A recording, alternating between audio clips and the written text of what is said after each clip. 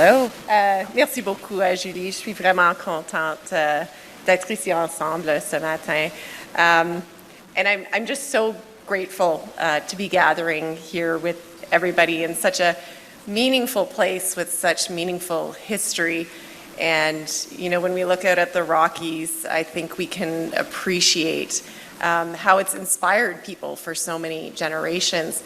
And even here at the Banff Springs Hotel, I think it's fair to say that it's more than just a beautiful landmark. You know, this is a place where people come to gather and share ideas, and where really beautiful and special moments happen. So I'm very grateful to be here.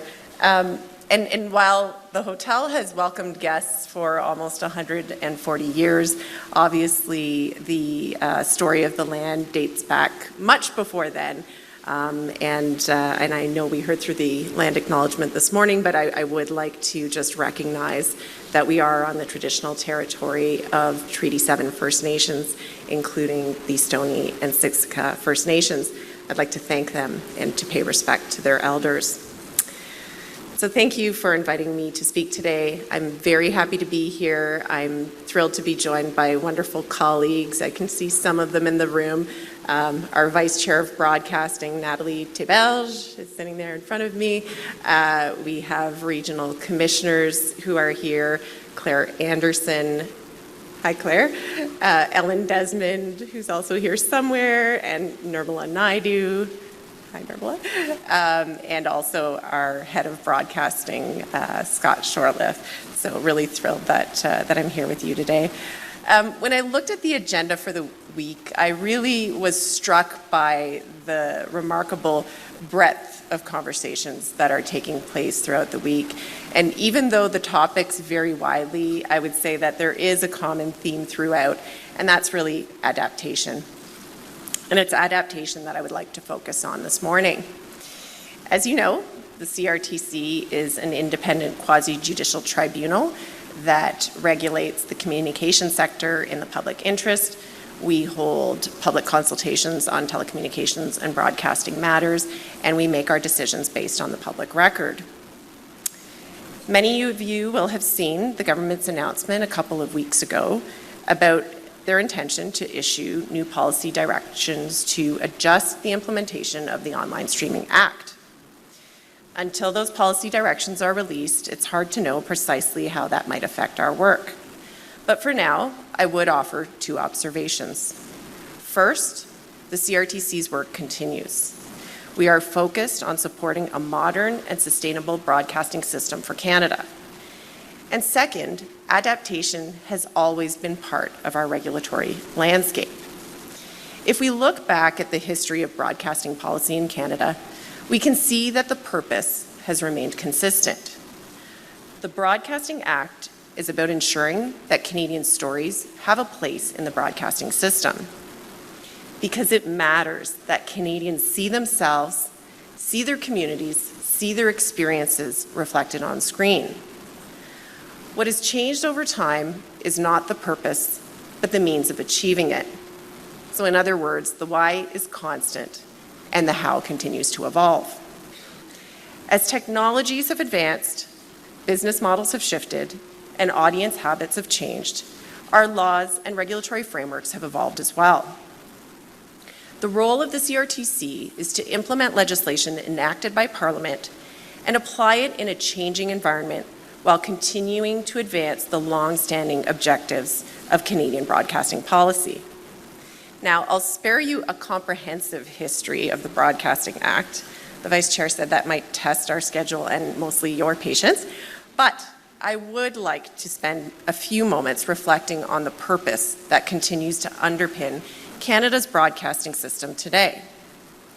Let me begin by taking us back, just for a moment, to the early days of broadcasting, when radio was the only form of broadcasting. A century ago, much of the programming that Canadians heard originated outside our borders, and they were overwhelmingly in the English language. As broadcasting grew in influence, so did concerns about whether Canadian stories, Canadian voices, and Canadian perspectives would have a place on the airwaves. In 1929, the Aird Commission recognized the importance of building a strong Canadian broadcasting system, one that could protect and promote Canadian culture, including French language content.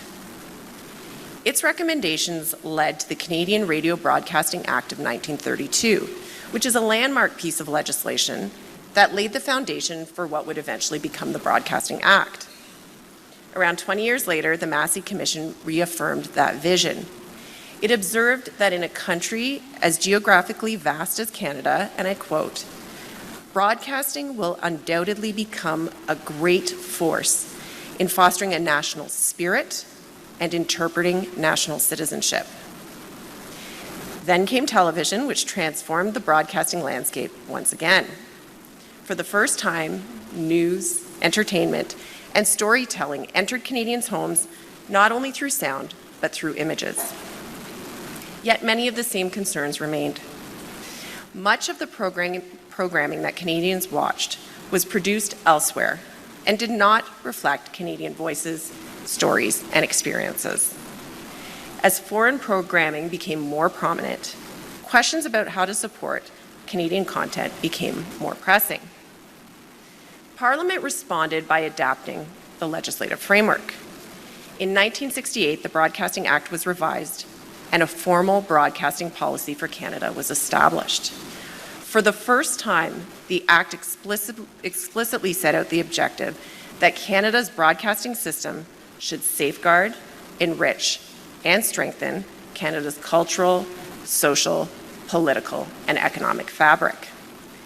That objective has remained at the heart of every version of the Act since. Les réformes de 1968 ont également établi le CRTC comme un tribunal quasi-judiciaire indépendant. Depuis, la loi a reçu deux mises à jour importantes. La première, en 1991, qui a mis l'accent sur le soutien à la production canadienne, la diversité culturelle et la diffusion du contenu canadien.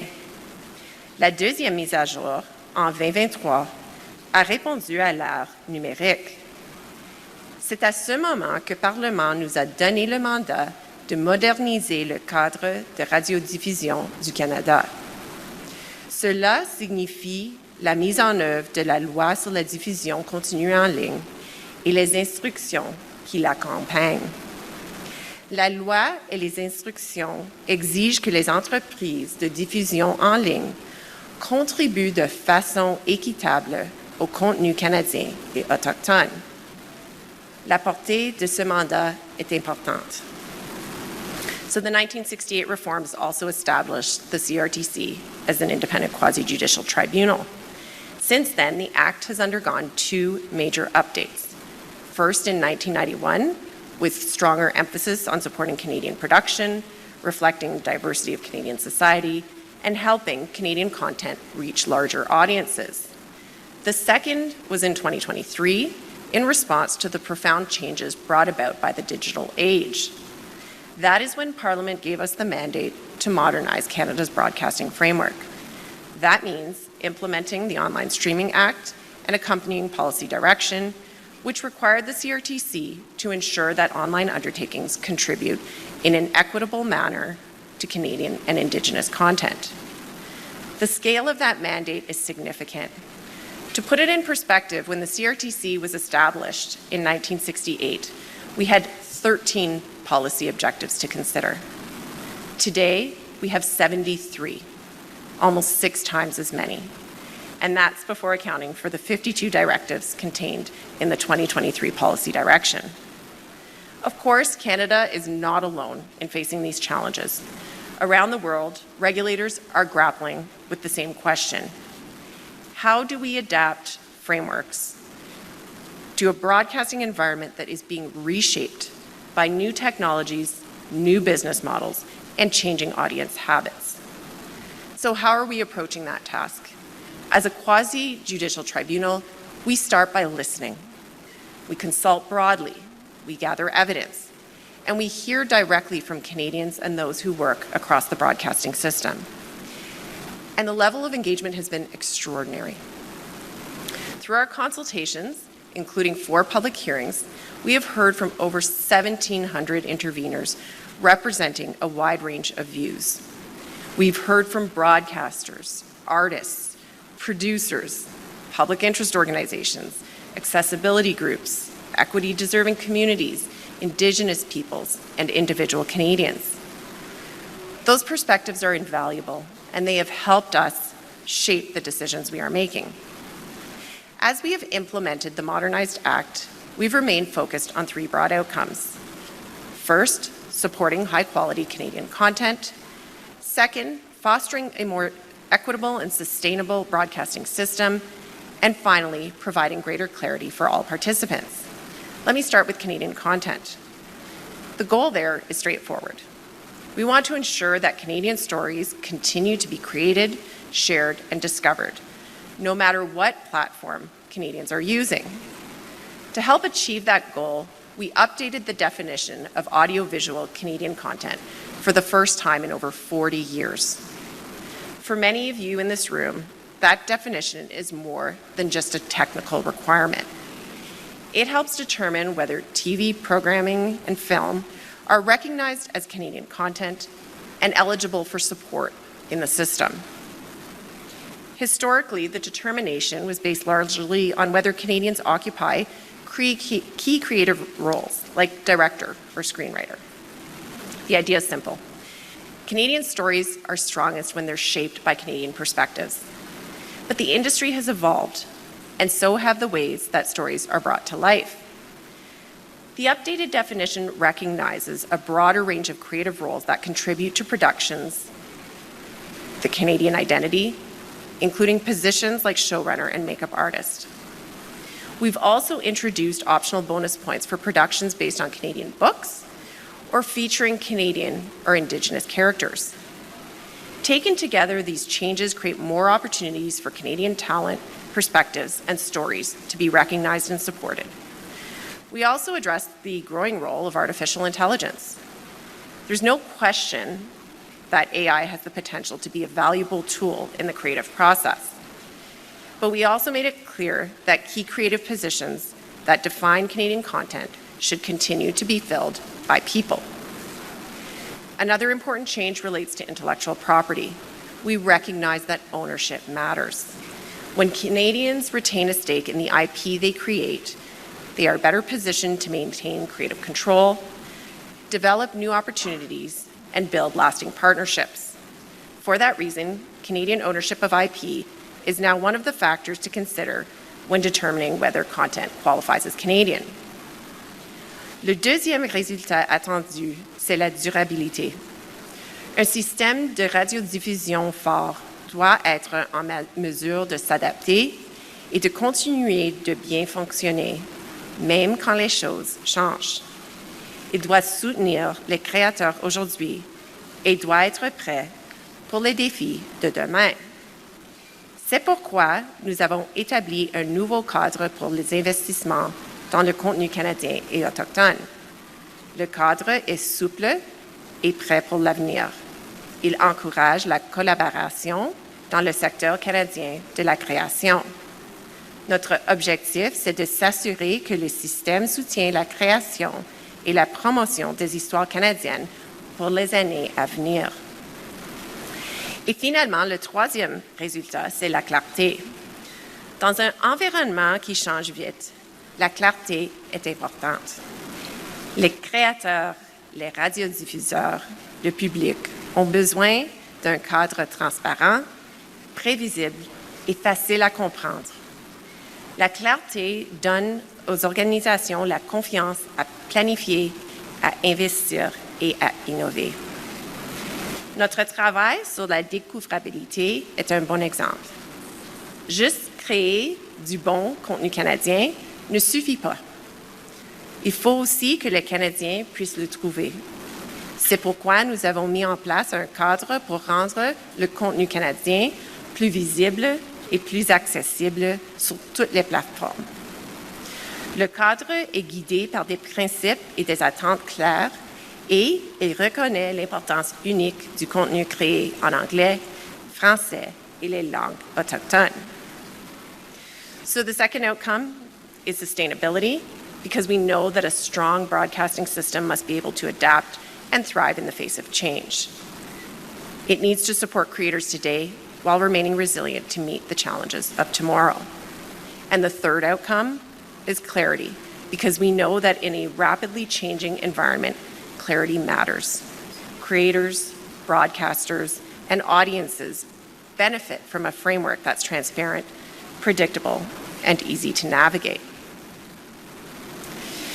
So all of these initiatives taken together represent an important chapter in the ongoing evolution of Canada's broadcasting system. But it's not the final chapter. As we implement the Modernized Broadcasting Act, we remain guided by a consistent purpose, and that is ensuring that Canadian and Indigenous stories continue to be created, continue to be shared, continue to be discovered, and continue to be heard. The purpose endures even as the system around us evolves. And as new challenges arise and new policy directions introduced, we will continue to adapt, just as Canada's broadcasting system has done throughout history. So let me close where I began, and that's with adaptation. Across the history of Canadian broadcasting, technologies have changed, platforms have changed, and audience habits have changed. But the purpose has remained constant. For decades, Canada has recognized that our stories matter. Canadians should be able to see themselves, their communities, and their experiences reflected in the broadcasting system. And that work is not carried out by legislation alone. It's brought to life by creators and producers, broadcasters and storytellers. It's brought to life by people like those of you in this room. And as the system continues to evolve, our shared responsibility is clear: to ensure that Canadian and Indigenous stories continue to be created, discovered, and shared. Because those stories do more than entertain. They connect us. They connect us and they reflect who we are. They help define how Canada sees itself, and they help define how the world sees Canada. So let's continue to adapt, we'll continue to innovate, and let's continue to champion Canadian and Indigenous stories. The next chapter of Canadian broadcasting is still being written. So let's make it one filled with bold ideas, diverse stories, and voices that connect Canadians to one another and to the world. Thank you. Merci.